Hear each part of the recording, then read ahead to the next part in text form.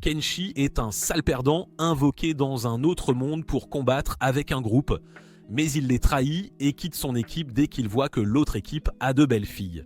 Kenshi rejoint ensuite une école de filles où on leur apprend à piloter des mecs, les Seikaju. Pendant qu'il profite de son temps entouré de filles, il ignore les sombres complots qui se trament dans l'ombre, y compris la préparation d'une guerre mondiale. Tout le monde est réuni près du palais pour la cérémonie de couronnement de l'Ashara. Pendant qu'elle est couronnée, un groupe louche la surveille de loin, faisant savoir à Kenshi qu'elle est sa cible.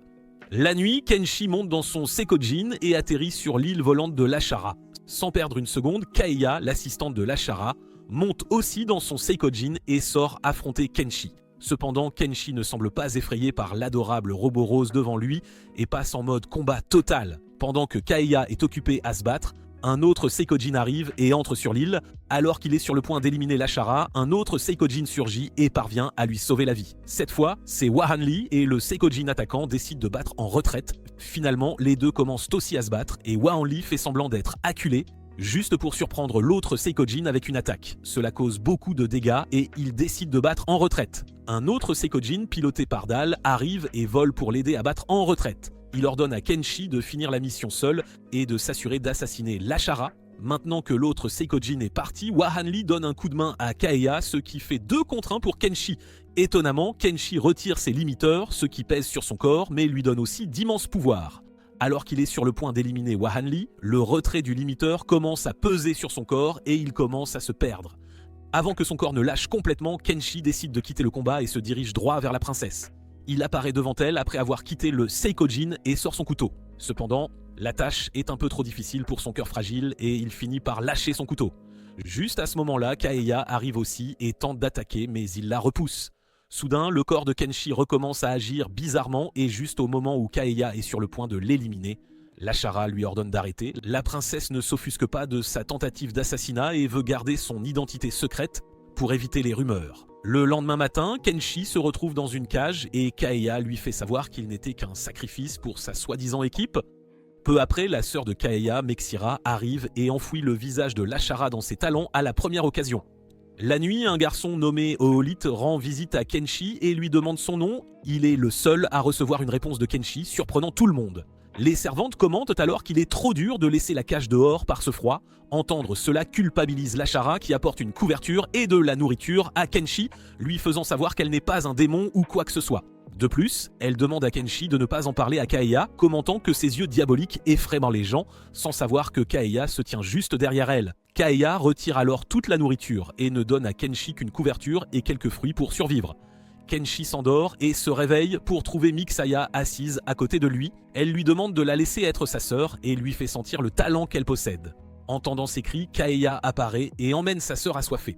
Kenshi remarque alors l'arrivée de Dol, venu l'aider à s'échapper.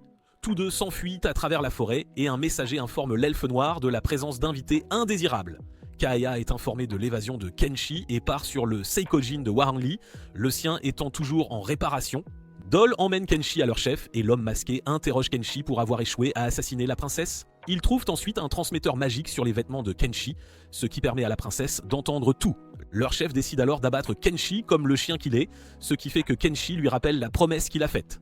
Leur chef dit à Kenshi que c'est une fausse promesse et qu'il n'y a aucun moyen pour eux de le renvoyer dans son monde. Menteur. Juste au moment où le chef est sur le point d'éliminer Kenshi, il lui donne un coup de pied dans le ventre et s'occupe de tous les gardes, s'enfuyant finalement. Le chef monte dans son Seikojin et accule Kenshi et n'ayant pas d'autre choix, Kenshi saute du vaisseau et c'est alors que la chef des elfes noirs parvient à sauver la vie de Kenshi.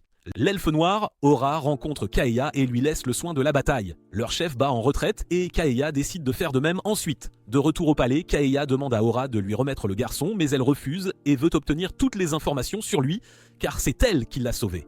Mexira arrive aussi et remarque que Kenshi a été diagnostiqué avec une maladie appelée Roachia Tore, tandis que Wahanli suggère l'utilisation de Toriamusu pour le traiter et Aura décide d'aller en cueillir elle-même. Au même moment, l'Ashara réalise que Kenshi vient d'un monde alternatif et se demande comment il a été invoqué. Soudain, le chef masqué, accompagné de son acolyte, attaque de nouveau l'île de l'Ashara et Kaiya sort les affronter. Pendant ce temps, Aura, qui cherche le remède, est aussi attaqué par Dal. Kaiya commence à avoir du mal à suivre 3 Seikojin et heureusement, Wahanli arrive dans son robot à l'allure bizarre et laide. D'autre part, Aura essaie de s'enfuir mais commence à se fatiguer de l'utilisation continue du Seikojin, ce qui entraîne l'activation du champ de l'elfe noir. Cela rend Doll incapable de bouger et éteint son Seikojin. Heureusement, Mexira arrive et ramène Aura au palais avec le remède. Avec l'arrivée de Mexira et Aura, le chef n'a pas d'autre choix que de battre en retraite. Ensuite, il donne le remède à Kenshi et il reprend conscience, seulement pour voir un homme parmi toutes les dames qui l'entourent. Tout le monde est content qu'il ait pu récupérer et Kenshi exprime sa gratitude pour les soins. Le lendemain matin, Lashara informe Kaeya qu'elle fera de Kenshi son assistant car ils doivent établir son rôle avant que le secret ne soit éventé. Ensuite, tous deux entrent dans une pièce d'où Kenshi s'enfuit et percute Kaeya. Cela rend Kaeya déprimé après avoir vu la petite Excalibur de Kenshi et Kenshi est forcé de prendre un bain. Les deux filles essaient déjà de jeter un œil mais se font gronder par la femme de chambre en chef. Plus tard ce jour-là, les trois visitent l'académie où tous les étudiants s'entraînent à piloter des Seikojin. Après être entré, Kenshi commence à reluquer toutes les belles filles, mais Kaeya lui rappelle qu'il est maintenant l'assistant de Lashara et doit faire preuve de retenue. Peu après, un étudiant nommé Dagmeyer accueille la princesse et le voir rend Kaeya méfiante, pensant qu'il est la personne qui pilote le Seikojin violette. Cependant, elle chasse cette pensée de son esprit et commence à s'extasier sur sa beauté. Kenshi demande à Kaeya si elle aime ce gars, ce qui lui vaut de se faire tordre l'oreille et de recevoir une leçon. Ils montrent ensuite à Kenshi l'arène de l'académie où se déroulent de nombreux combats d'entraînement de Seikojin. De plus, Lashara l'informe que Kaeya et Hwa Hanli participeront à une cérémonie demain et seront officiellement reconnus comme pilotes de Seikojin. Ensuite, les trois rencontrent la cousine de Lashara, Maria, et les deux filles commencent à se battre dès qu'elles se croisent. Pour régler leur compte une bonne fois pour toutes, elles montrent toutes deux leurs sous-vêtements à Kenshi, lui demandant de choisir celui qu'il préfère. Cependant, le gamin cultivé choisit la femme plus âgée et leur fait savoir qu'il aime le plus la silhouette de Yukin, l'assistante de Maria. En punition de ne pas l'avoir choisi, Lashara met un collier de chien au cou de Kenshi pour qu'il ne puisse plus se promener. Lashara informe ensuite Kenshi que de nombreux pilotes de Seikojin, appelés Seikishi, se marient entre eux pour s'assurer que leur enfant devienne aussi pilote. Elle dit ensuite à Kenshi qu'il pourrait être destiné à épouser Yukin ou toute autre fille le fréquentant l'académie. Kaeya rassure ensuite Kenshi qu'il est encore mineur et pourrait trouver un moyen de retourner dans son monde avant que le fardeau du mariage ne lui tombe sur les épaules. Cela lui fait réaliser qu'épouser Kaeya pourrait être une option pour lui et elle le force à chasser cette pensée de son esprit. Bien. Peu après, Hwa Hanli arrive et demande à Kaeya d'être témoin de son duel amical. Les trois arrivent ensuite sur le champ de bataille pour servir de témoin où Mexira est également présente. Elle fait un câlin à Kenshi et le force à l'appeler grande sœur. Le duel commence alors et Hwa Hanli se retrouve d'abord acculée par son adversaire. Heureusement, elle parvient à jeter l'adversaire hors du champ de bataille, faisant d'elle la victorieuse du duel. Ensuite, Kaeya escorte Kenshi jusqu'à sa nouvelle chambre et lui demande de rester tranquille. Cependant, il n'écoute pas et décide de s'aventurer dans une forêt voisine. Soudain, deux elfes l'attaquent de nulle part, mais Aura arrive et leur ordonne d'arrêter. Elle informe ses hommes que Kenshi est l'assistant de Lashara et ne connaît pas les règles d'intrusion sur la propriété des elfes noirs. Elle remarque ensuite les choses que Kenshi ramassait dans la forêt et aperçoit un champignon super rare. Voyant à quel point il l'aime, Kenshi décide de le leur donner même s'il pourrait le vendre pour une fortune. Ils discutent ensuite du sujet du mariage arrangé avec Aura et elle lui fait savoir que les Seikojin sont des armes absolues dotées de pouvoirs immenses et que leur nation fait tout pour s'assurer d'avoir un grand nombre de pilotes pour les contrôler. Sur le chemin du retour, Kenshi rencontre Olith et lui propose de lui faire une potion de guérison après avoir réalisé qu'il est en mauvaise forme. La potion finit par aggraver son état et Kenshi se fait gronder par l'assistant d'Olith pour être un perdant inutile. Kenshi rencontre ensuite Yukin et lui raconte tout ce qui s'est passé. Elle le console et lui fait savoir que ses intentions sont pures et que c'est tout ce qui compte. Il interroge ensuite Yukin sur le mariage et Yukin lui fait savoir que cela ne la dérange pas si cet acte aide à diminuer les combats. Simultanément, Kaeya arrive et ramène Kenshi, le forçant à aider Hwa Hanli à déménager ses affaires. Plus tard ce jour-là, Kenshi rend visite à Olith et est content d'apprendre que sa potion de guérison l'a aidé à récupérer. Kenshi promet de lui en faire d'autres et parle aussi de mariage arrangé avec lui.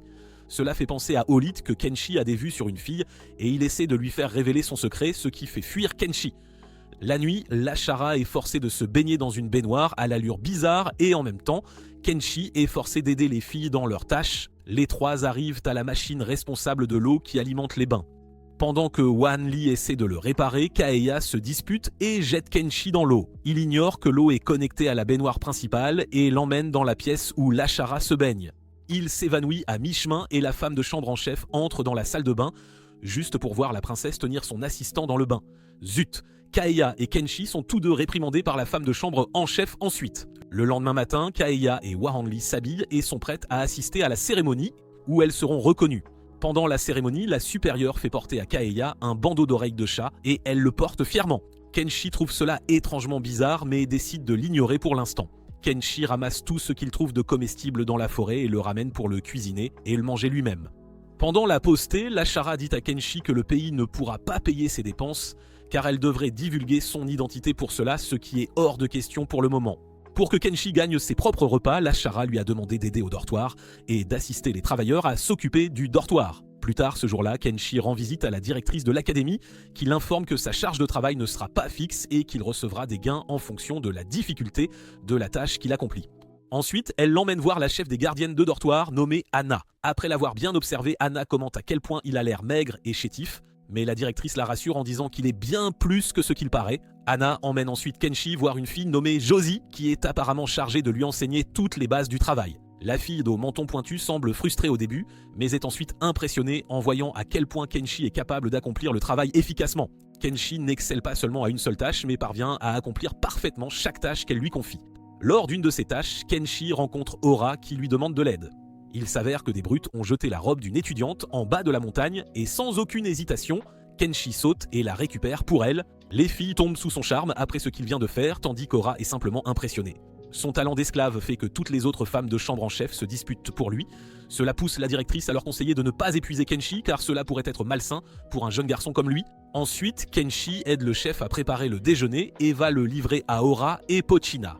Sans hésitation, Pochina reconnaît la vraie nature de Kenshi et le traite de chien errant. Une fois la livraison terminée, Kenshi est entouré d'une tonne de filles qui l'interrogent sur son rôle d'assistant de l'Ashara. N'ayant pas d'autre choix, Kenshi décide de s'enfuir et finit par entrer sur le territoire forestier d'Aura. Cependant, les filles commencent à s'effondrer lentement car elles ont du mal à suivre Kenshi. Peu après, toutes les filles abandonnent et sont dispersées dans la forêt. Aura arrive pour vérifier la situation et est surprise d'apprendre que Kenshi fait partie de l'équipe de recherche qui cherche les filles dispersées dans la forêt. Le lendemain matin, Mexira rend visite à Kenshi, s'assied juste à côté de lui et lui fait savoir à quel point tout le monde le félicite pour son excellent travail. Plus tard, ce jour-là, Anna demande à la directrice de changer le travail de Kenshi car grâce à lui, la plupart de leurs tâches indésirables sont déjà prises en charge. Pour lui en apprendre davantage sur son nouveau travail, Mexira est désignée comme sa professeure personnelle et est chargée de tout lui enseigner. Après le début de ses cours privés, Mexira fait savoir à Kenshi que les filles ont demandé son aide pour le bain et lui fait savoir que ce sera son nouveau travail désormais. Après la première leçon, Mexira décide de tester ce qu'il a appris et ordonne à Kenshi de tester ses capacités sur Kaeya. Elle essaie de le repousser mais est forcée de se laisser faire, ce qui la traumatise à cause de tout ce que Kenshi lui a fait en privé. Cela dit, Kenshi commence à appliquer ses enseignements à toutes les filles qu'il connaît personnellement et leur laisse une expérience inoubliable. Finalement, il est temps pour Kenshi d'exercer officiellement son métier et il est emmené dans un bain public où il est chargé de laver le dos des dames. Chaque fille est ravie d'avoir Kenshi avec elle, ce qui se transforme finalement en une bagarre entre les filles. Après une dure journée à voir des dames prendre leur bain, Kenshi partage ses expériences avec Olite, qui trouve son travail être le rêve de tout garçon.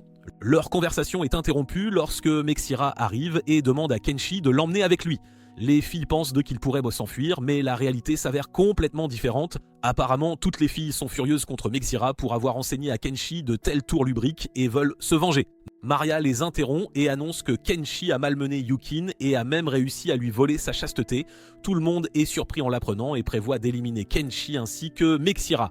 Yukin essaie d'expliquer que c'est loin de la vérité, mais les filles l'ignorent et le suivent dans un Seikojin contrôlé par Hwaranli. Kenshi parvient à se cacher dans la forêt, mais Hwaranli lui lance des missiles pour le forcer à révéler sa position. L'Ashara, qui observe tout, reçoit l'ordre de la directrice de mettre fin à cette folie et de se rendre dans sa chambre avec les autres.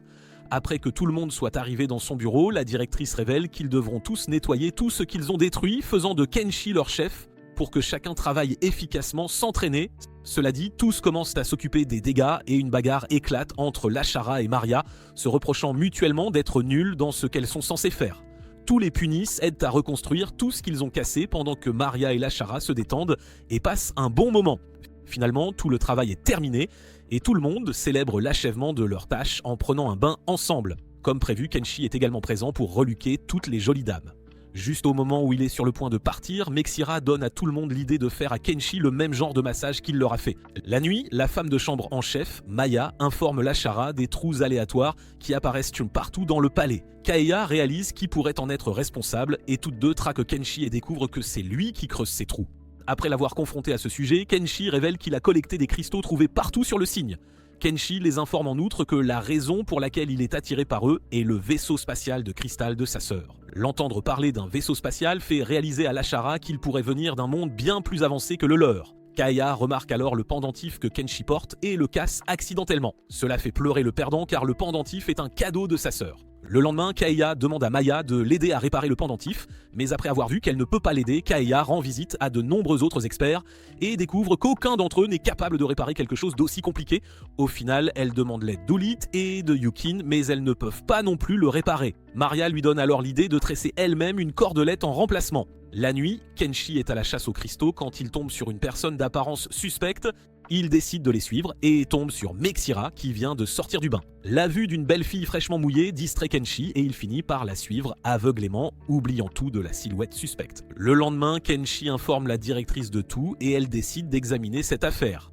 D'autre part, Olit réalise que l'attention que Kenshi reçoit grandit de jour en jour et il décide de l'emmener dans un endroit isolé où il lui est plus facile d'observer Kenshi. Plus tard, Lashara est convoquée par la directrice et elle interroge Lashara pour ne pas avoir payé à Kenshi le salaire qu'il mérite. De plus, la directrice découvre que Kenshi est un idiot illettré qui n'a pas encore terminé ses études.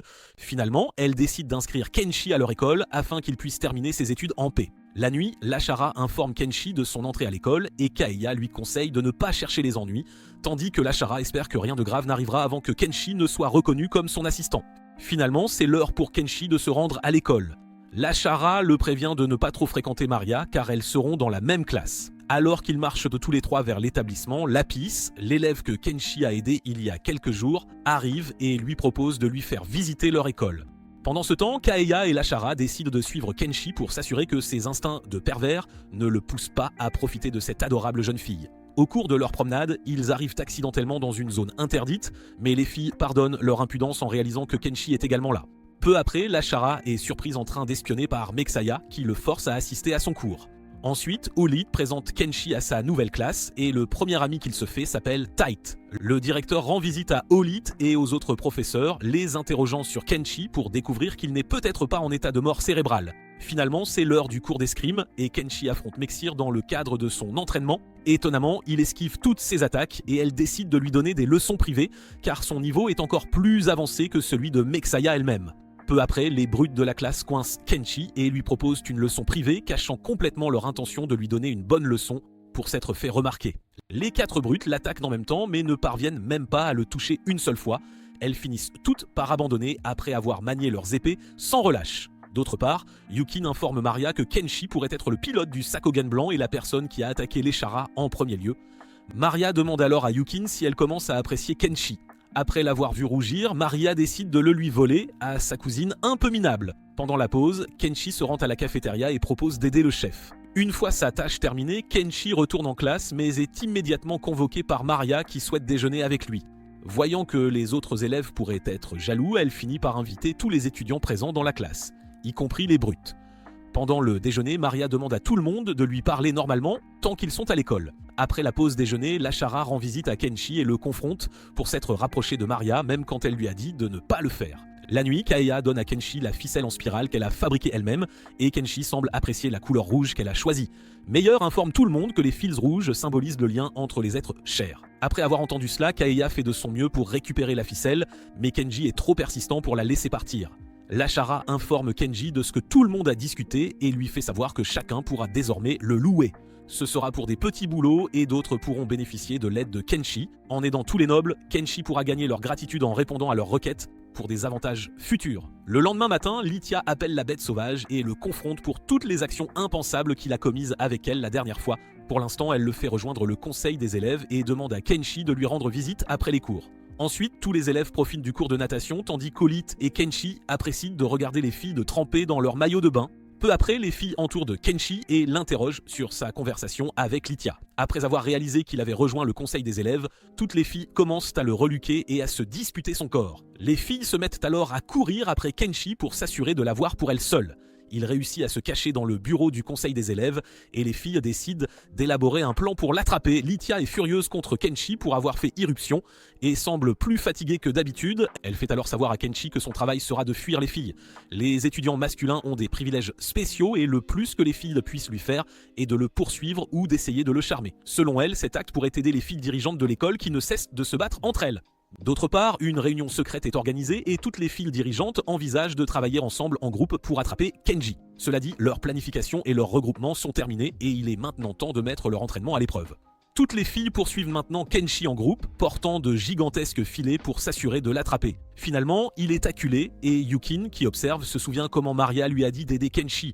Mais juste au moment où elle est sur le point d'agir, Kenshi parvient à s'échapper de la situation une fois de plus. Plus tard ce jour-là, l'état de Lythia s'est aggravé et Kenshi lui prépare sa médecine à base de plantes spéciales pour un prompt rétablissement. Les filles continuent de le poursuivre toute la journée et il déjoue facilement tous les pièges qu'elles ont tendus. Une semaine s'est déjà écoulée, mais les filles n'ont toujours pas attrapé Kenji. Pendant ce temps, Maria est dans sa chambre de dortoir quand un message de sa mère arrive qui veut parler des prochaines vacances d'été. Le lendemain matin, Lythia se réveille dans la salle du conseil des élèves et réalise que sa fièvre est tombée.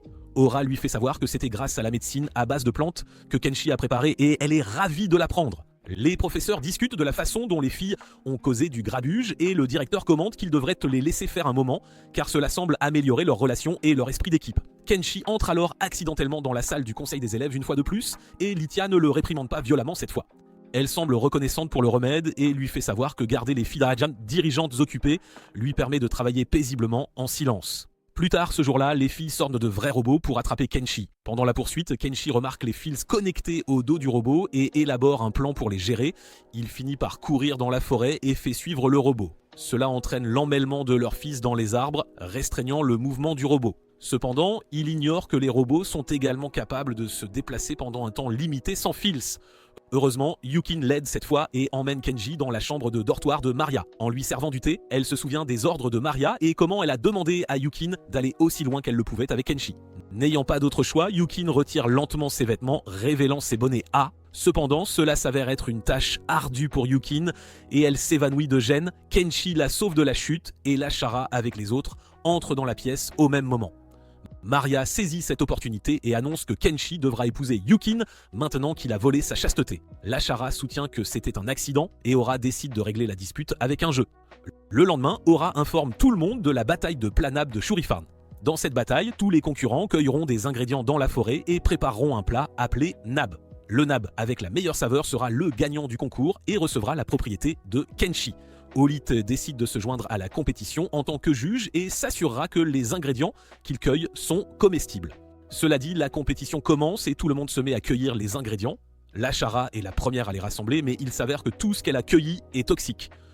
Pendant ce temps, Wahanli prend le raccourci et utilise son robot pour voler les ingrédients de Kenshi.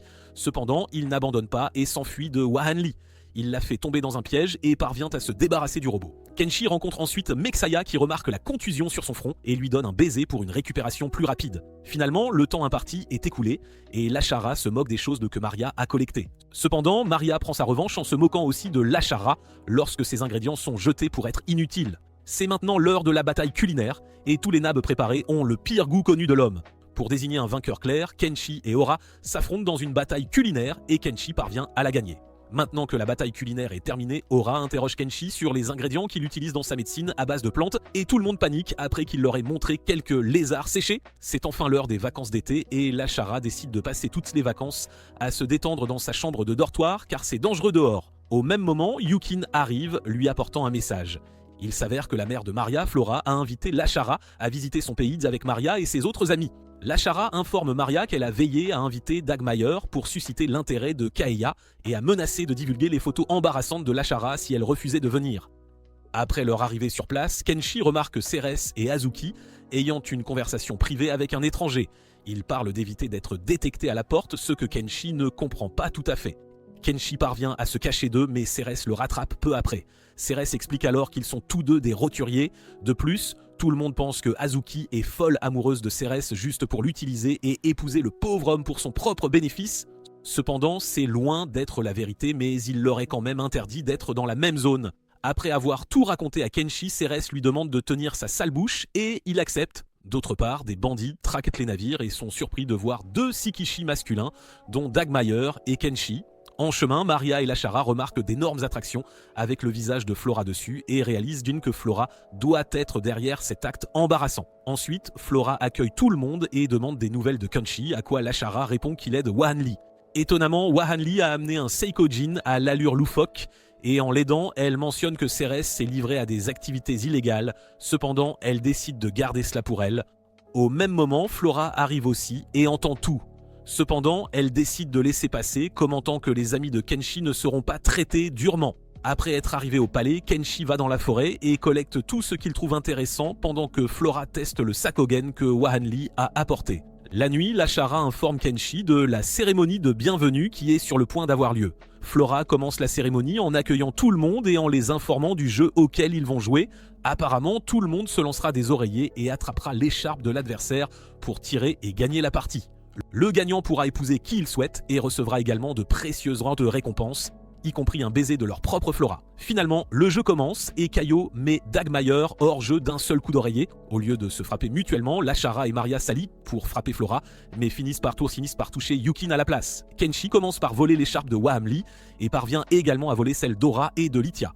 Un par un, Kenshi vole l'écharpe de tout le monde et est désigné vainqueur de la bataille, recevant un baiser chaud et juteux de la reine.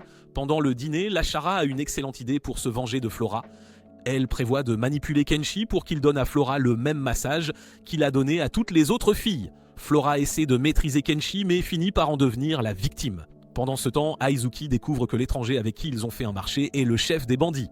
Le lendemain matin, Leshara et Maria semblaient tout fatiguées, car elles ne pouvaient oublier la scène de Flora s'amusant avec Kenshi. Le lendemain matin, Eizuki essaie de s'enfuir, mais les bandits la suivent, essayant de l'abattre. Heureusement, Kenshi arrive au moment parfait et parvient à la sauver. Eizuki informe alors Kenshi du plan des bandits et lui demande d'évacuer ses amis. Peu après, de nombreux bandits à moto volantés entrent dans l'enceinte du palais accompagnés d'un Seikojin. Soudain, l'un des bandits entre dans le palais et ordonne à Kaeya de déposer son arme. De manière inattendue, Kenshi arrive et atterrit sur le bandit, l'assommant instantanément. Tout le monde remarque alors qu'Ora et Flora sont toujours portées disparues et Kenshi décide de les aider. Il se rend d'abord chez Ora et elle semble plus vulnérable que d'habitude. Soudain, 2 bandits font irruption chez elle et Kenshi s'occupe de l'un d'eux pendant qu'Ora parvient à assommer l'autre. D'autre part, Wahenli essaie de combattre le Sakogen sur la moto volante et Ora se joint à elle pour l'aider. Kenshi se dirige ensuite vers Flora et rencontre des bandits en chemin. Il décide de sauter dans le Saikogen que Wahamli a apporté et se débarrasse facilement des bandits. Au même moment, l'un des bandits arrive pour capturer Dagmeier et il lui demande de le laisser rencontrer leur chef. Kenji arrive aussi chez Flora et réalise qu'elle est toujours excessivement excitée par leur session nocturne. Elle commence à s'accrocher à Kenji pendant qu'il pilote le Sakogen, rendant le contrôle plus difficile pour lui. Kenji sort ensuite pour affronter le Sakogen ennemi, mais un signal des bandits fait battre en retraite le Sakogen et les autres. Ils réalisent alors tous que Dagmeier a été capturé par les ennemis et prévoient pour de le récupérer. Pendant ce temps, Dagmeier a une conversation paisible avec la chef des bandits, Corridine. Elle lui fait savoir qu'il prévoit de forcer Dagmeier à épouser l'un de leurs membres. Dagmeier essaie alors de risquer la vieille mégère, proposant que cette personne soit la chef à la place. Cela dit, Dagmeier s'adonne à une séance d'entraînement avec Corradine, profitant pleinement de l'instant. Simultanément, Kenshi et les autres arrivent et parviennent à voler le camion où tous les otages sont emprisonnés. Plus tard ce jour-là, Lashara et tout le monde découvrent la situation de Ceres et Azuki, et ils décident tous de garder le silence. Apparemment, Dagmeier parvient à infiltrer les bandits sur le Cygne. Kenshi se promène dans l'académie quand l'une des bandits, Ran, entame une conversation avec lui et lui offre un emploi très bien rémunéré, mais il refuse l'offre et s'en va. D'autre part, Dagmeier entraîne les bandits au moyen de duels amicaux et informe Olith que les bandits peuvent maintenant être utilisés dans la bataille. De plus, Olith demande à Dagmeier de l'aider avec quelque chose qu'il a planifié. Cela dit, Dagmeier suggère d'organiser un tournoi de guerriers à l'académie, car les résultats estimeront l'efficacité des leçons que les élèves ont reçues. Tout le monde est d'accord et trouve que c'est une bonne idée, tandis que Lashara décide d'agir en tant que bookmaker et de gagner autant d'argent qu'elle le peut. Dagmeier en informe Olith, qui lui exprime sa gratitude, se demandant plus tard si les personnes que Dagmeier a amenées sont fiables. D'autre part, Imura remarque que Ran a fait les poches des étudiants et affiche ouvertement son côté désagréable. Imura sort son couteau, faisant savoir à Ran qu'elle ne devrait rien faire qui fasse douter de l'autorité de Dagmeier. Pendant ce temps, Lashara a terminé avec les paris et est prête à éliminer son escroc de centre d'appel. Pour commencer, tous les élèves commencent à s'affronter lors des préliminaires afin de se qualifier pour l'événement principal. Olith regarde son carnet et informe Mexaya que les participants incluent Aura, Kenshi et Dagmeier, ce qui rendra les choses intéressantes. Pendant que tout le monde se prépare pour le tournoi, Wahanli fait nettoyer Kenshi comme un Seikojin, ce qui revêt une grande importance car c'est la seule version trouvée dans le monde entier. Peu après, le tournoi est sur le point de commencer et Lashara panique en réalisant que tout le monde vote pour Kenshi, ce qui va perturber tout le système de paris. Imura rencontre alors Kenshi qui aide aux préparatifs et lui exprime sa gratitude pour avoir sauvé Dagmeier des bandits. Elle s'éloigne ensuite, commentant qu'elle ne veut pas en faire un ennemi. Ensuite, Mexira arrive et met une laisse à Kenshi, annonçant qu'il sera son chiot personnel jusqu'au début du tournoi. Elle l'emmène ensuite dans une auberge et rampe lentement vers lui, prévoyant d'être la personne qui lui volera sa virginité. Le lendemain matin, Lithia a finalement annoncé le début du tournoi et tout le monde a participé à différentes activités. Pendant ce temps, Lashara a toujours du mal avec les paris placés sur Kenshi. Pour aggraver les choses pour Kenshi, Lashara lui donne un guide de la compétition. La course commence et tout le monde s'enfuit tandis que Kenshi reste immobile, comptant des chiffres. De plus, il a un poids gigantesque attaché à son dos car Lashara l'a mal informé de toutes ces choses pour s'assurer qu'il perde. Après avoir tout corrigé, il commence enfin à courir, mais l'une des filles de Lashara le trompe, faisant suivre à Kenji la mauvaise piste. Lithia remarque que quelque chose ne va pas dans le comportement de Kenji et réalise que Lashara doit être derrière tout ça. Kenshi dépasse lentement tous les concurrents et finit par dépasser Dagmeier aussi. Les deux filles mal en point offrent une serviette à Dagmeier et il finit par prendre celle de Kaeya. Il abandonne ensuite la course après avoir réalisé qu'il est en 3e position avec Aura et Kenshi en 1re et 2e place. Kenshi rattrape également Aura et elle décide de prendre les choses au sérieux et de gagner la course. Pendant ce temps, Kenshi pense que ce serait étrange s'il gagnait et décide de ralentir, laissant Aura prendre la tête. Cependant, Kian le remarque et menace de lui retirer sa collection de cristaux s'il perd. Cette déclaration transforme Kenshi en un animal encore plus sauvage qu'il ne l'est déjà, et il reprend facilement la tête. Aura abandonne également la course car elle n'est plus capable de courir. Kenshi gagne finalement la course et continue de courir, car il a peur de laisser partir sa collection de cristaux. Pour l'arrêter, les filles le suivent sur un Sakogen, et Kaeya menace de lui retirer sa collection s'il ne s'arrête pas, ce qui fait revenir Kenshi à son état normal. Le dysfonctionnement du Sakujin projette Kenshi au loin, et Aura parvient à le trouver avant les autres filles. Il lui transfère de l'eau dans la bouche par un baiser, ce qui réveille la princesse. Au début, Aura le félicite d'être un coureur si rapide, puis lui avoue ses sentiments.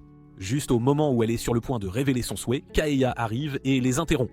D'autre part, Dagmeier et Olith décident en battue de passer à l'étape suivante de leur plan et veulent éliminer Kenji afin qu'il ne devienne pas un obstacle. Imura essaie de les arrêter mais Dagmeier la frappe avec un « qui a demandé » et la fait taire.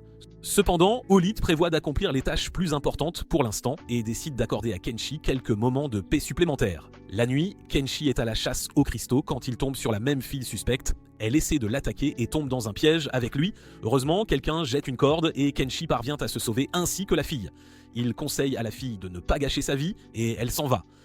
Kenshi remercie ensuite la personne masquée qui a jeté la corde et celle-ci avertit Kenshi de la tempête imminente à l'académie. Le lendemain matin, tout le monde traîne comme d'habitude quand ils remarquent tous une énorme structure flottant lentement vers l'académie. Pendant que les élèves regardent toujours la structure flottante, une explosion se produit derrière eux et plusieurs Seikojin arrivent de nulle part. Les brutes de la classe de Kenshi se dirigent vers la structure flottante afin d'aider Dagmeier. Maria, la directrice, et Lashara réalisent que l'intrus n'est autre que Babylone en personne.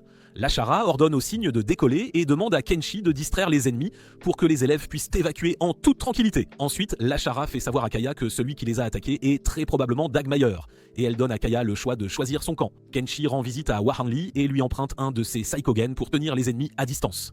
D'un autre côté, Ran et les autres bandits ont encerclé Aura, mais Kenshi arrive au moment parfait et les projette tous au loin, sauvant ainsi Aura. Au même moment, l'autre elfe noir tente de repousser Dagmeier, mais elle échoue à le maîtriser. Babylone remarque l'entrave et ordonne de déployer tous les Saikachin. Juste à ce moment-là, Flora contacte en visio Babylone, la tête carrée, et confirme ses intentions. Ensuite, elle déploie son train qui fait pleuvoir une infinité de missiles sur la structure volante, rendant Babylone encore plus furieux. La directrice exprime sa gratitude à Flora pour son aide, à quoi celle-ci répond que ce n'est qu'une petite diversion pour aider les élèves et le personnel à évacuer. N'ayant pas d'autre choix, Lithia se précipite vers le Sakogen et prévoit de combattre les ennemis, mais Lapis lui demande de ne pas le faire car c'est extrêmement dangereux. Juste à ce moment-là, le Seikojin ennemi arrive et commence à les attaquer toutes les deux. Heureusement, Kenshi apparaît également et les protège des attaques. Il demande ensuite à Aura de prendre le contrôle du Seikojin, puis il s'enfuit en courant. Xier et Kaiya, de leur côté, ont également remarqué le garçon à la coupe Yi courant comme un fou. Dagmeier réalise qu'il se dirige vers son Seikojin et tente de l'éliminer, mais Hwan-Li arrive et parvient à distraire Dagmeier, donnant ainsi à Kenshi l'opportunité d'atteindre son Seikojin. Kenshi touche ensuite le Seikojin blanc et une lumière vive commence à illuminer les lieux. Tout le monde est surpris de voir que Kenshi est le pilote du Sakogen blanc. En un clin d'œil, Kenshi élimine un des Sakogen ennemis et prend quelques secondes de plus pour éliminer les autres également. Il se dirige ensuite vers Dagmeier, mais les renforts ennemis le forcent à entrer dans une zone qui est pleine de piliers. Dagmeier et les autres entrent également dans l'arène, pensant que Kenshi ne pourra pas se déplacer librement du tout. Cependant, cela n'affecte pas Kenshi du tout, car il parvient toujours à les vaincre un par un. Poridin essaie également de combattre Kenshi, mais elle s'avère être aussi inutile que les autres Seikojin. Quelques-unes des filles annoncent que Kenshi est celui qui pilote le Seikojin blanc, ce qui remonte considérablement le moral des étudiants. D'un autre côté, Maria et Yukin rendent en visite à Flora qui semble frustrée après avoir appris que Kenshi est également un Shikishi. Kenshi parvient à vaincre Dagmeier facilement, mais Ran arrive sur une moto volante et l'emmène loin de là. De nulle part, Mexaya commence à être contrôlée mentalement et entre à l'intérieur du Seikojin noir qui est unique en son genre. Soudainement, sa forme commence à changer et Mexaya se transforme en Doll. Elle entre ensuite dans le Seikojin noir et commence à combattre Kenshi. Elle essaie de blesser les élèves et Kenshi utilise toute sa force pour l'arrêter, mais Doll prend le dessus. Peu après, Doll réalise qu'elle a du mal à attaquer Kenshi et se demande si c'est la conscience de Mexaya en elle qui en est responsable. Doll commente qu'elle se souvient de tout ce que Mexaya a fait avec lui et demande à Kenshi de rejoindre leur camp. Il refuse et demande à Doll de le rejoindre à la place, à quoi Doll répond qu'elle a quelqu'un dont le seul et unique but dans la vie est de se battre. Au même moment, Flora sort son canon géant et est prête à attaquer le Saikogen noir. Au dernier moment, Maria informe Kenshi de la roquette imminente et lui demande de l'esquiver. L'onde de choc de la roquette fait s'envoler Kenshi et il parvient à atterrir sur le cygne qui est déjà en train de s'éloigner et de battre en retraite. Il regarde Doll et la Chara lui fait savoir qu'ils devront la combattre après avoir rassemblé toutes les ressources nécessaires. Malheureusement, le Seikojin ennemi commence à suivre le cygne, mais cette fois, Flora intervient de manière décisive et utilise un glissement de terrain pour détruire le Seikojin. Soudainement, Kenshi se met à pleurer en se souvenant qu'il a laissé toute sa collection de cristaux chez lui, ce qui surprend Kaiya car elle avait déjà interdit la collecte de cristaux. D'un autre côté, Dagmeier semble déprimé et un de ses camarades lui demande de se réjouir car leur plan a été un franc succès. Parmi tous les étudiants qui ont trouvé refuge sur le cygne, Emera parvient également à se faufiler à bord. À l'intérieur du cygne, toutes les filles commencent à louer Kenshi pour être un Takeshi si fort et lui demandent de les épouser toutes. Pendant ce temps, Kaio s'enfonce dans la forêt et tombe sur Imura qui a un message important pour elle. Bashara informe également Hwan-Li et la directrice à propos de Kenshi, leur faisant savoir qu'il est originaire d'un autre monde. Le cygne arrive ensuite au prochain endroit sûr et tout le monde se demande combien de temps ils pourront retarder la prochaine attaque ennemie. Hwan-Li informe Kenshi des munitions compressées et est surprise qu'il n'ait jamais utilisé d'arme à feu avec un Seikojin auparavant dans sa vie. Elle l'emmène ensuite dehors et enseigne à Kenshi l'art des munitions compressées. Plus tard cette nuit-là, Kaiya visite la tente de Kenshi avec une épée et se souvient comment Amura lui a montré un message de Dagmeier qui a demandé à Kaiya d'assassiner Kenshi et a inventé des excuses sur la façon dont il pourrait contrôler les autres Seikishi. Kaiya sort ensuite son épée mais s'arrête avant de l'attaquer car elle ne peut se résoudre à mettre fin à la vie de quelqu'un qui n'a encore rien accompli dans la vie. Après être sorti de la tente, Kaiya remarque la Chara qui l'attend et qui respecte sa décision de ne pas mettre fin à la vie de Kenshi. Le lendemain matin, Kaiya, accompagnée d'Amura, est en route pour rencontrer Dagmeier, même si elle n'a pas éliminé Kenshi.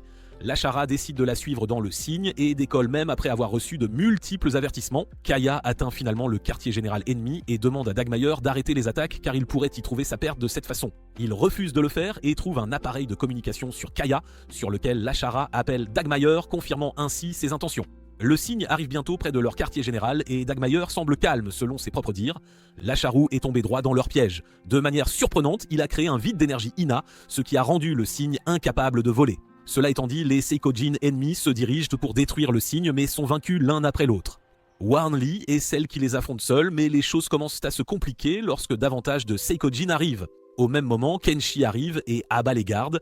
Kaiya se libère également du garde et s'enfuit avec Kenshi. Il entre ensuite dans son Seikojin et sort son arme, détruisant lentement tous les vides Ina construits au sol. Cela ramène le cygne à sa fonctionnalité normale, et il manque de peu l'attaque du Seikojin noir qui perce un trou dans la montagne. Le cygne utilise ce trou pour battre en retraite, et le Seikojin retourne également. Dagmeier interroge Doll pour les avoir laissés partir, et elle répond que son état d'épuisement l'a gêné. Kaiya demande pardon à la Chara et celle-ci lui pardonne, avertissant Kaiya que ce devrait être sa toute dernière erreur. La Chara décide ensuite de faire du travail de Kenji une condition, et demande l'aide d'autres pays. Ils décident ensuite de se rendre à Shurifan, qui est gouverné par le père d'Aura. D'un autre côté, la directrice informe le chef de l'église à propos de Kenshi et de la façon dont il est originaire d'un autre monde. Tout le monde se porte garant pour lui, ce qui rassure le chef de l'église qu'il est un compagnon digne de confiance. Le lendemain, le cygne arrive au pays d'Aura et l'elfe noir demande à l'Eshara de rester dans leur pays en tant qu'invité d'honneur. L'Eshara veut demander l'aide du père d'Aura et rend visite à Aura. Elle lui demande de faire une recommandation au roi afin qu'il puisse obtenir son soutien. Cependant, Aura est frustré contre Kenshi pour ne pas lui avoir dit son secret et l'Eshara lui fait savoir qu'il n'est pas quelqu'un qui aime se montrer. Le lendemain, l'Eshara est en pleine négociation avec le roi quand Aura arrive et demande à son père de les soutenir. Il est décidé que Kenshi aura une course d'obstacles de longue distance avec le roi et le pays des elfes noirs soutiendra l'Eshara si Kenshi parvient à gagner. La nuit, Kaeya surprend Kenshi en train de s'échapper pour collecter des cristaux. Elle remarque ensuite le pendentif qu'il porte et se souvient que le fil rouge est un signe d'amoureux. Il refuse de le lui donner mais de manière surprenante, Kaeya lui permet de le garder. Le lendemain, c'est l'heure de la course et l'Eshara mise tout sur Kenshi cette fois-ci. Le roi réalise que Kenshi ne semble pas nerveux et le traite de fou attardé. La course commence enfin et l'elfe au point de contrôle informe le roi que Kenshi est en première position. Il parvient à esquiver tous les pièges sur son chemin et atteint le prochain point de contrôle où il constate que Kenshi occupe toujours la première position. Point de contrôle après point de contrôle, le roi découvre que Kenshi a été devant lui pendant tout ce temps. Finalement, le roi atteint la ligne d'arrivée et réalise que Kenji n'est toujours pas arrivé. Peu après, Kenji arrive et est confronté par l'Eshara car elle a perdu tout son argent. Kaeya remarque son sac et réalise qu'il a gaspillé tout son temps à essayer de cueillir différents articles comestibles de la forêt. Il trouve le célèbre champignon et leur fait savoir qu'il l'a trouvé pour l'elfe noir afin de les remercier de l'hospitalité qu'ils ont montrée. Le roi se met à rire et accepte sa défaite, faisant de lui le vainqueur de la course. Il demande ensuite à Kenshi d'épouser sa fille, faisant rougir Aura de manière incontrôlable. Soudainement, les alarmes commencent à retentir et le roi réalise que les ennemis sont également entrés sur leur territoire avec le Seikojin noir, Gai. Les ennemis commencent à attaquer la ville principale tandis que le roi et les autres les observent de loin. Le roi monte ensuite dans son Saikogen et se dirige pour combattre Dagmayer. Peu après, Dal arrive et une de ses attaques rend le roi complètement impuissant. Juste au moment où Dal est sur le point de l'achever, Kenshi arrive et sauve le père d'Aura. Il commence ensuite à combattre Dol et Dagmayer utilise cette opportunité pour l'attaquer mais échoue lamentablement. Kenshi se jette ensuite sur Dol pour attaquer mais elle bloque facilement son attaque en utilisant son bouclier. Au même moment, Kenshi reçoit un message d'Aura lui suggérant de battre en retraite car l'évacuation est terminée. Après être retourné à la base, le roi dit à Kenshi qu'il veut annoncer officiellement son mariage avec Aura. Pendant ce temps, les hauts dirigeants de l'église observent tout cela et prévoient d'envoyer une équipe spéciale pour s'occuper de Gaïa et envisagent de faire rejoindre Kenshi à l'équipe également. Kenji et les autres sont sur le point de partir et le roi dit à Aura de faire ce qu'elle veut et de suivre son futur mari à chaque pas qu'il fait. Leur prochaine étape est le pays de Maria et Lakara prévoit d'offrir une fleur devant la pierre tombale de Maria, même si elle est toujours bien vivante. D'un autre côté, Dagmayer remarque un navire de l'église se dirigeant vers le cygne et l'attaque même après que le navire se soit rendu. L'Eshara le remarque et envoie Kenshi et Kaeya aider le navire. Heureusement, le membre de l'église utilise la capsule de sauvetage et quitte le navire. Kenshi remarque la capsule spatiale entrante et parvient à l'attraper et à la ramener au cygne. Peu après, Riaya reprend conscience et informe l'Eshara que l'église a été complètement détruite par Babylone. Elle lui dit en outre que le pouvoir de Babylone n'existe que parce qu'il possède Gaïa et que Kenshi est le seul à pouvoir la combattre. Elle rencontre ensuite Kenshi et lui pose des questions sur ses parents. Pendant qu'ils parlent en privé, les autres filles les surveillent, s'assurant que Kenshi ne commence pas à revivre les choses dont il rêve. Plus tard, le cygne est sur le point d'entrer dans le pays de Maria. L'Eshara demande à Kenshi et Aura de reconnaître la zone pour leur bien. Même s'ils ne détectent aucun ennemi, tout le pays semble être détruit par les ennemis et l'Eshara s'assure de déposer des fleurs pour Maria. Soudainement, des structures géantes, appelées chutes de météores, apparaissent et commencent à laisser tomber d'énormes rochers sur le pays. Elles sont contrôlées par les bandits et elles bloquent leur seule voie d'évasion. N'ayant pas d'autre choix, Aura et Kenshi essaient de briser la structure avec leurs armes, mais cela ne semble avoir aucun effet. Les chutes de météores commencent lentement à se rapprocher du cygne, prêtes à frapper à tout moment. De manière inattendue, un Sakogen inconnu arrive et commence à attaquer la structure par le haut. Cela abaisse sa défense et permet à Kenshi et aux autres de l'attaquer par le bas, réussissant finalement à la détruire complètement. Il s'avère que Yukine, c'est la pilote du Sakaijin inconnu et elle les emmène sous terre, là où les civils du pays cherchent refuge. L'Eshara est frustrée après avoir vu Maria vivante lui demandant de payer pour les fleurs qu'elle a cité acheter. Flora arrive en courant et fait un câlin à Kenshi, commentant qu'il était un Sakishi depuis le tout début. L'Eshara demande à Flora de discuter des questions importantes, mais elle laisse cela à Maria, lui faisant savoir qu'il est important pour elle d'apprendre ces choses aussi. Ensuite, tous les hauts dirigeants se réunissent à l'intérieur d'une pièce et discutent de la façon dont ils ne peuvent pas compter sur l'église et doivent gérer ce désordre par eux-mêmes. Flora commente ensuite qu'ils doivent repenser qui détient l'autorité sur Kenshi et tout le monde est d'accord, laissant la princesse avide d'argent. Flora donne à Kenshi un peu de temps pour y réfléchir. Plus tard, à l'heure du dîner, Lushara est la seule à ne pas arriver à table, laissant tout le monde s'interroger sur sa santé mentale. Après le dîner, il lui apporte le dîner dans sa chambre, mais elle ne s'ouvre pas. Ensuite, Kenshi commence par demander à tout le monde, en commençant par Aura, mais elle veut que Kenshi prenne sa propre décision. Il va ensuite voir Waranli, Maria, Flora, et elles disent toutes la même chose, demandant à Kenshi de faire ce qu'il veut. Plus tard, il saute par la fenêtre et se dirige vers la chambre de Lashara. Après l'avoir surprise à regarder la lune, Kenshi lui pose la même question, mais Lashara refuse de répondre. Elle commente ensuite qu'elle est toujours une solitaire laide qui a appris à être une reine en théorie et n'a aucune expérience de la vie réelle. Des larmes commencent à couler de ses yeux et elle demande à Kenshi de ne pas partir ou de ne pas la laisser derrière. Kenshi répond qu'il est venu dans ce monde tout seul et qu'elle est celle qui lui a créé une place. Il demande ensuite à Lashara de lui vendre le cygne alors qu'il n'a pas assez d'argent pour remplacer son terrain déchiré. Le lendemain, Kenshi annonce que le cygne sera son lieu de résidence et informe tout le monde que ce sera une zone neutre. Il accueille ensuite tout le monde à bord en tant que représentant de leur pays. Tout le monde l'applaudit et commence à accepter sa proposition et veut devenir le représentant de son pays. Maintenant que l'église a également donné sa permission, Kaeya tient la première réunion et propose que l'extraction de cristaux soit interdite et le cygne. Cela met Kenji en colère et les deux commencent à se disputer. Malheureusement, tous les autres représentants sont d'accord avec Kaeya, faisant de cette proposition une réalité. Kenji se met à pleurer quand Kaeya lui crie dessus, ne réalisant pas qu'il est devenu le roi du cygne. Flora discute des tactiques qu'il devrait adopter pour combattre les ennemis et veut que le père d'Aura les soutienne dans la bataille. Aura assure que sa nation fera de son mieux pour combattre à leur côté dans cette lutte contre Babylone. Rhea ajoute également que l'église les soutiendra aussi, permettant à Flora d'utiliser toutes les armes qu'elle souhaite. Elle mentionne ensuite que Kenji a séché la réunion, mais elle ne sait pas qu'il travaille comme éboueur du quartier, ramassant toutes les ordures et les transformant en petites balles pour une utilisation future. Soudainement, Flora remarque un Sakogen inconnu suivi par le Sakogen de Babylone. Après avoir bien regardé, Flora découvre que le Sakogen poursuivi est Cérès. Kenshi court aider son vieil ami et les ennemis s'enfuient après avoir vu le Sakogen blanc approcher. Soudainement, des fils sortent du Sakogen de Serre et les attachent tous les deux. Cérès fait ensuite savoir à Kenshi que le conseiller du pays a rejoint Babylone et l'a kidnappé avec Azuki, même lorsqu'il menait une vie paisible. Raya remarque ensuite un réacteur de barrière de Sakogen sur le dos du Sakogen de Serre et informe tout le monde que c'est quelque chose conçu pour provoquer une explosion massive. Soudainement, le réacteur commence à se déclencher et Aura essaie d'aller aider Kenji. Après avoir essayé de bouger, Kenji réalise qu'il est incapable de se libérer et Cérès commence à pleurer et à s'excuser à plusieurs reprises car ils ont kidnappé Azuki et il n'a pas d'autre choix. Cela rend Kenshi furieux et il demande à Aura de retourner au cygne. Le Saikujin de Kenshi commence à devenir noir et gagne assez de puissance pour se libérer et contenir l'explosion qui se produit. De nulle part, Dagmayer entend un bruit fort et sort pour réaliser que Kenshi est arrivé à leur cachette. Il commence à vaincre tous les Seikojin un par un et la personne qui a tout planifié va combattre Kenshi seul. Dagmayer le rejoint également et prévoit d'abattre Kenshi.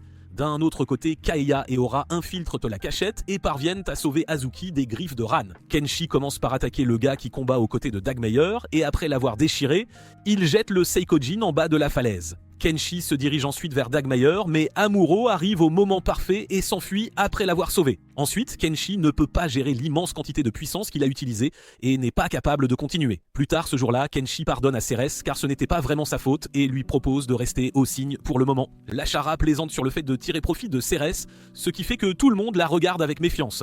Leur vie quotidienne sur le cygne continue jusqu'à ce qu'ils arrivent enfin à l'atelier de campagne. Le père de Kaeya les accueille et suggère de prendre un peu de repos car Rhea commence à se sentir étourdie. Pendant ce temps, Dagmayer est terrifié après son combat et s'est enfermé à l'intérieur de sa chambre. Le père de Kaeya commence à informer les filles sur la civilisation Senshi qui était autrefois un État unifié.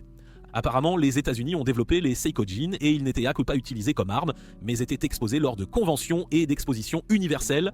Lentement, ils sont devenus une partie des jeux et des compétitions. Au fil du temps, différents types de Seikojin ont été créés grâce à l'avancement technologique, mais leurs meilleurs Seikojin ne pouvaient même pas se comparer aux Seikojin moyens d'aujourd'hui. Peu importe leur habileté, le Seikojin n'était aussi puissant qu'un Seikojin de seconde zone aujourd'hui. C'est la raison pour laquelle des gens d'autres mondes ont été appelés dans celui-ci et les elfes noirs en faisaient partie. Lentement, la technologie des Seikojin a commencé à s'améliorer et est arrivée au point où la manipulation des pilotes est devenue impliquée. Des types très résistants se sont mariés entre eux et après cela, des personnes créées de toutes pièces ont commencé à apparaître. De plus, afin de s'assurer qu'il y avait suffisamment de pilotes, un cristal de noyau a été développé. Les compétences et l'expérience du pilote étaient stockées dans les cristaux et les capacités du pilote pouvaient être entièrement restaurées après avoir ajouté le cristal dans un autre corps spécialisé. En raison du fonctionnement des cristaux, les Sakojin ont commencé à mal comprendre leurs ordres et sont devenus incontrôlables. Ils ont conduit la civilisation Senshi à sa destruction. Les survivants ont pu s'échapper grâce au pouvoir d'Ahu et ont fui hors de la mer Inna. Le seul Sakogen restant pour témoigner de leur existence était Gaïa elle-même. De plus, Mexaya était l'une des 3 poupées fabriquées par l'homme créées pour détruire Gaïa. Elle a été élevée comme un être humain de la petite enfance à l'enfance. Selon le père de Kaya, Mexire, avec l'aide de l'autre poupée, a réussi à vaincre Gaï mais a fini par perdre la 3e poupée. Ensuite, Mexire a été scellé et des années plus tard, Chutrayu, qui avait autrefois la Terre Sainte dans son domaine, a excavé le Sakogen. Leurs expériences sont devenues incontrôlables, permettant à l'Église d'apprendre l'existence des Sakogen et de prendre le contrôle de la Terre Sainte. De plus, il y a 22 ans, une capsule a été trouvée et Maxaya y a été scellé.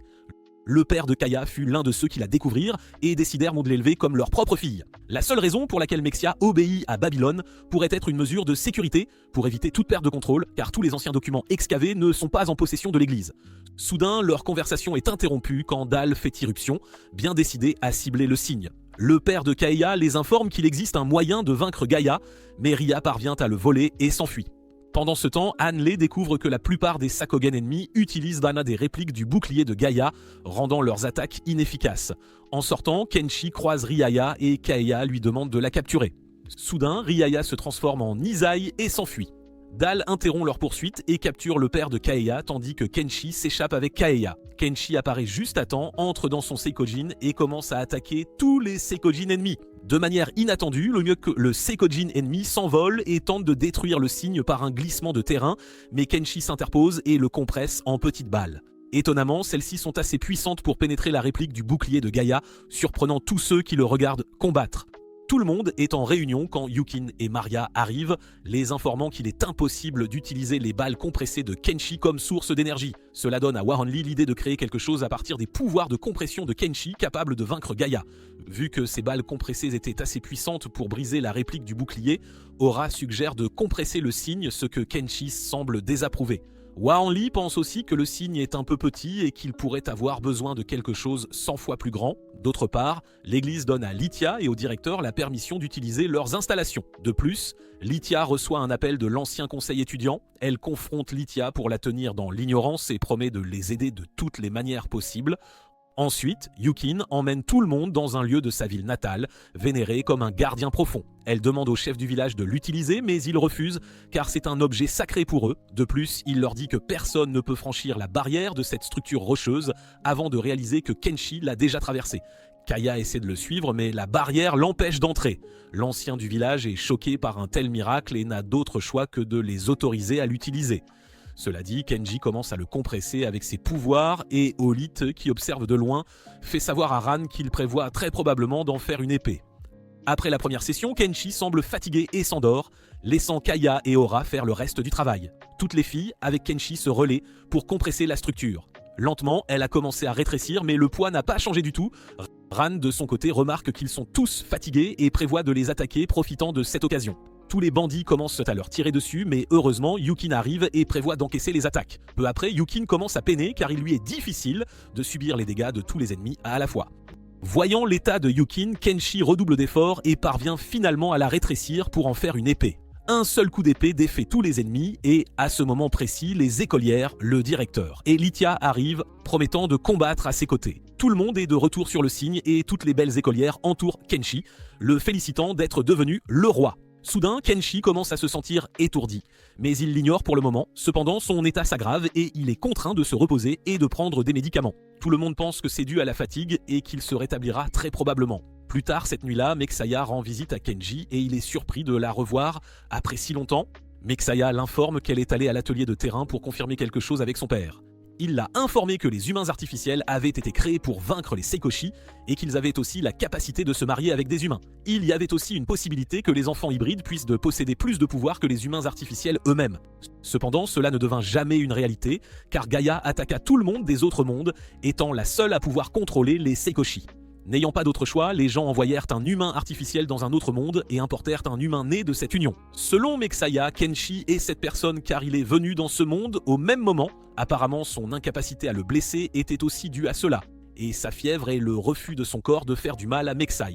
Elle utilise ensuite un appareil de communication et Babylone apparaît devant Kenshi. Il essaie de contrôler Kenshi avec ses pouvoirs et pose un sceau sur son corps, pendant que Mexai observe en silence. D'autre part, les filles envisagent un moyen de combattre sans Kenshi s'il ne se rétablit pas à temps. Juste à ce moment, Flora et le père Dora arrivent et tous deux commencent à se disputer pour savoir laquelle de leurs filles épousera Kenshi. Pendant ce temps, Kenshi n'abandonne pas et dit à Babylone qu'il a sa propre volonté et qu'il ne suivra pas ses ordres. Kenshi fait alors la pose de Goku et brise tous les sceaux, surprenant Babylone qui ne pouvait pas croire que c'était possible. Il ordonne ensuite à Mexaya de détruire le signe et elle désactive le bloqueur de gravité de l'épée Tenchi, redevenant une poupée et s'enfuyant. Le poids de l'épée Tenchi est trop lourd pour le signe qui commence à descendre. Juste au moment où il est sur le point de toucher le sol, Kenji saute dans son Seikojin et parvient à arrêter les dégâts. Le lendemain matin, tout le monde est prêt à partir combattre et reçoit les bénédictions de Flora et du roi. Au même moment, Olith se prépare aussi à la guerre, plaçant toutes ses troupes en position. De plus, Gaïa, qui se remet des dégâts, est de nouveau fonctionnelle. Les bandits ont créé une forteresse autour du pays de Lashara et y ont mis un vide afin que les Sakogen ne puissent pas la traverser facilement. Ils pensent qu'il est enfin temps de se détendre car les ennemis n'arriveront pas de sitôt pour réaliser plus tard que les forces de Lashara avancent lentement vers le fort. Les forces du roi Shurufan sont les premières à attaquer le fort, mais les ennemis n'abandonnent pas si facilement. De plus, les Sakogen fabriqués par Wahanli coupent toutes les conduites de vapeur, privant les Sakogen ennemis d'énergie. Olith est informé que le signe se dirige vers les hautes terres par le chemin de fer. Au même moment, Maria envoie son train sur le champ de bataille et il commence à attaquer la structure flottante principale où Olith et Babylone sont présents. Pendant que le signe se dirige vers les hautes terres, Lithia et les filles doivent se concentrer sur l'autre point de contrôle et vaincre les ennemis restants. Voyant leur plan s'effondrer lentement, Dagmeier arrive et demande la permission à son père d'aller prendre le Sakogen blanc seul. Ran pense qu'ils sont en sécurité tant que les ennemis ne franchissent pas la forteresse. Juste à ce moment, le roi Shurifan révèle des catapultes géantes qui lancent plusieurs Sakogen de l'autre côté de la forteresse. L'un des Sakogen est piloté par l'ancienne présidente qui commence à apprécier le massacre et met la pression sur les ennemis de l'autre côté également. Lashara remarque Dagmeier seul au palais, défiant Kenshi en duel. Kenshi accepte le duel sans hésiter et part. Dagmeier fait de son mieux pour surmonter le traumatisme et se jette sur Kenshi, toujours incapable de porter le moindre coup. Kenshi domine Dagmeier cette fois aussi et coupe son Seikojin en deux, le jetant du haut de la falaise. Il s'avère que c'était un piège depuis le début et Gaïa commence à s'activer au même moment. Kenshi se prépare et affronte Gaïa qui est pilotée par Dal. Tous deux semblent se donner du fil à retordre, surprenant tout le monde. Peu après, Babylone apparaît aussi sur le champ de bataille et il se dissout pour faire partie de Gaïa. Cela donne à Gaïa une nouvelle forme plus puissante, l'équipant de nouvelles armes mortelles. Maria ordonne à ses troupes d'attaquer Gaïa et d'aider Kenji, mais ces attaques sont inutiles car Gaïa détruit tout avec un seul rayon d'énergie. Sa propre structure géante tombe sur le train où se trouve Maria, mais heureusement Yukin parvient à s'échapper avec Maria. Gaïa commence à les attaquer, mais Kenshi perturbe sa visée en attaquant Gaïa. D'autre part, les filles de l'académie combattent les bandits et commencent lentement à les dominer. Leur travail d'équipe est crucial et les filles parviennent enfin à prendre le contrôle du point de contrôle après avoir gagné la bataille. Le roi Shurufin informe également les Chara qu'ils ont pris le contrôle du fort. Après avoir accompli leur tâche, tout le monde se rassemble au signe et parle de la façon dont Kenji a combattu Gaïa tout seul. Kaya, avec les autres, décide d'aller aider Kenji. Pendant ce temps, la bataille entre Kenshi et Gaïa fait toujours rage et ses attaques n'affectent pas Gaïa le moins du monde. Kenshi continue de taillader Gaïa avec son épée, mais les dégâts guérissent en un instant. Tout le monde regarde Kenshi se faire malmener par Gaïa. En regardant le combat, Wahanli remarque le réacteur de barrière de Seikashin qui traîne et les filles décident de le charger en énergie pour que Kenshi l'utilise. Kenshi essaie de les arrêter, les avertissant du danger que cela représente. Cependant, les filles lui demandent d'arrêter de jacasser et de faire confiance à leur capacité. Le réacteur se charge lentement et juste quand il atteint 90%, Gaïa le remarque et essaie de les attaquer. Heureusement, Kaya retient Gaïa et l'éloigne. Kenshi profite de cette occasion pour compresser le réacteur et attaque Gaïa après avoir demandé à Kaya de quitter son Saikogen. Une énorme explosion se produit et endommage beaucoup Gaïa, mais elle se rétablit facilement et guérit tous les dégâts infligés au corps principal. Kenshi n'abandonne toujours pas et entend les pensées de Dol et Mexaya, lui demandant de les sauver. Kenshi attaque Gaïa avec son épée une fois de plus et cette fois, des rayons d'énergie commencent à sortir de l'épée, la rendant encore plus létale. Les rayons d'énergie sont assez puissants pour trancher des montagnes et il suit Gaïa, essayant de la découper. Malheureusement, le sabre laser n'est toujours pas suffisant pour trancher Gaïa. Cette fois, Kenshi décide d'utiliser tout ce qu'il a en une seule attaque et transforme l'épée en une forme différente. Cela lui permet de trancher net la tête de Gaïa, y mettant fin. Il essaie ensuite de réveiller Dol et elle sourit, réalisant que Kenshi l'a sauvée. Dal se transforme alors en Mexia et essaie de l'embrasser mais est interrompu par Kite.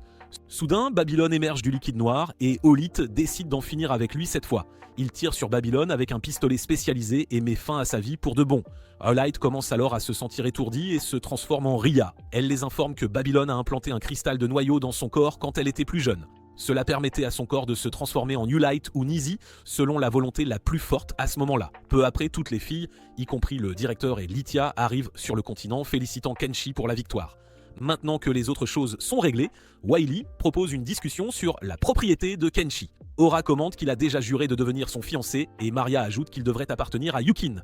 Flora propose de laisser Kenshi l'épouser à la place et, étonnamment, Lithia demande aussi la permission pour des droits de mariage. Voyant que la décision n'avance pas, l'ancienne présidente propose la règle du premier arrivé, premier servi, et toutes les filles se mettent à courir après Kenshi pendant qu'il fait de son mieux pour s'échapper. D'autre part, Dagmire ramasse le cristal qui était à l'intérieur de Babylone et Ran essaie de le lui voler. Mais elle ne sait pas qu'Amura se tient derrière elle, prête à mettre fin à sa vie pour de bon.